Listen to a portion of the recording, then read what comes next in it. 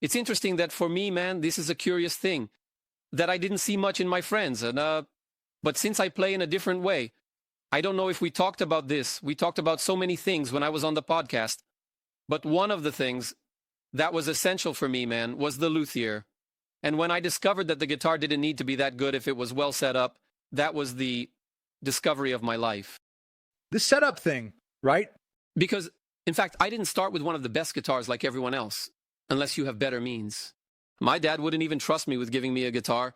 And I even say Benedetti, who is a friend of Marcinho, Zaganin, was my first luthier that I went to, and I depended on this guy because my guitar was so-so, but he would set it up with low action so I could play. Then I discovered that he was the magician who took care of my guitar, a doctor, you know.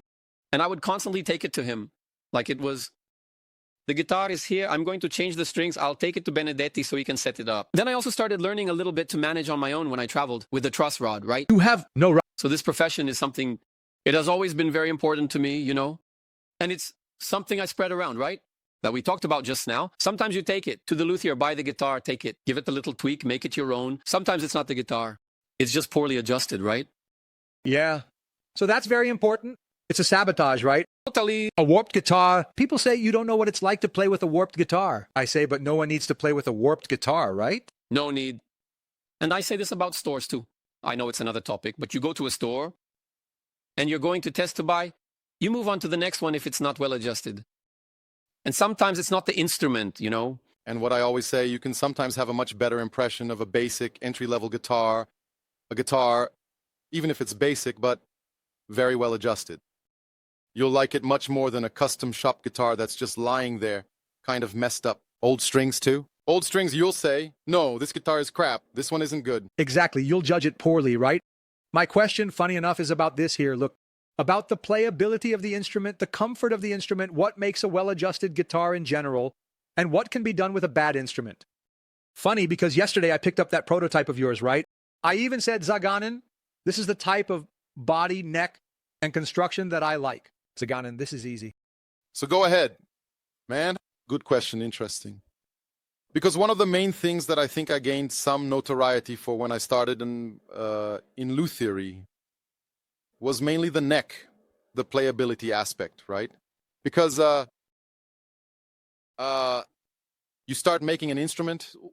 Making an instrument isn't that difficult. It's two pieces of wood there that you put strings on and it will work. It's a stick with strings. It's a stick with strings. There, I already won by saying it's a stick with strings. So from today on, I'll just say stick with strings. No one will judge me. That's it. So the basic principle is simple. You make an instrument, but making it nice, precise, comfortable, with good playability, that's another matter. And I remember one of my main concerns was how to make the guitar, because at that time, it was the era of wops and shreds. Everyone wanted very low action. Right, back then, man, people were playing with 009, 008 strings. The action had to be low, and it couldn't buzz, which forced the luthiers of the time, man. You had to. So I researched a lot about scale, playability. Man, I did dozens of tests on how to seat the fret, how to place the fret, how to make the fretboard radius, the leveling of the fretboard. Those were years of learning. And that was my obsession to make a guitar with low action without buzzing. So that forced me to perfect the scale.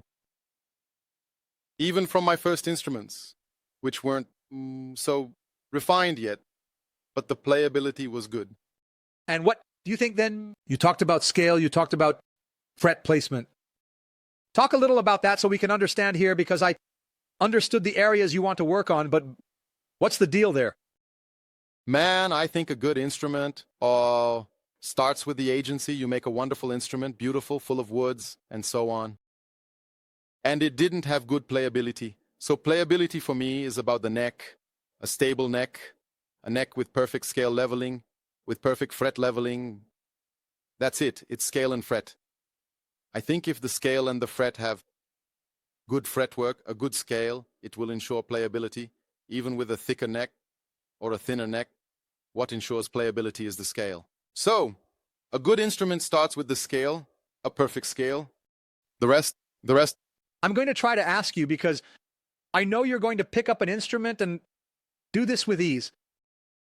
Now, how, for example, to ensure such a standard in China? Look, the challenge is big. Hi, so in China, continuing, which is one of the jobs I do today for Tajima, which is to go to China a lot. It's because you have, just to explain, there's Tajima, Brazil, and there's Tajima, China. We can talk about that later, but just to wrap up this point.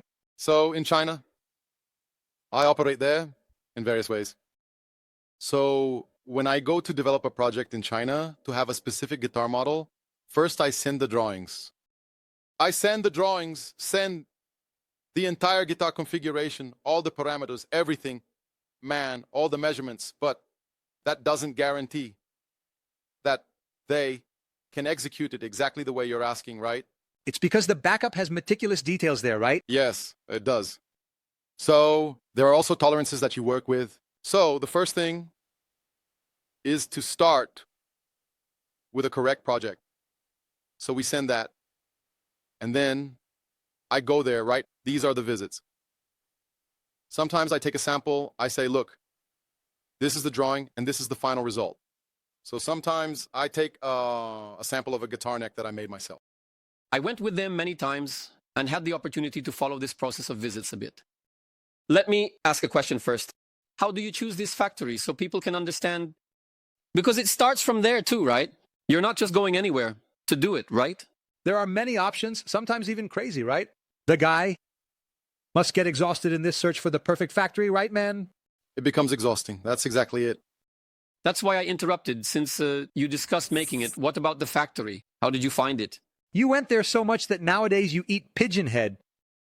Oh, yes. Yeah, the head is huge. The little beak out, the little red beak. No, I'm not pecking. I actually eat pigeon head. It's not my favorite dish, but I've eaten it before, no problem. But go ahead, go ahead. So in China and in other parts of the world too, there are dozens of factories, right? Even hundreds. And there are factories of all kinds. We call them low-end, middle-end, high-end factories. So there's a factory for entry-level products, a factory for mid-range products.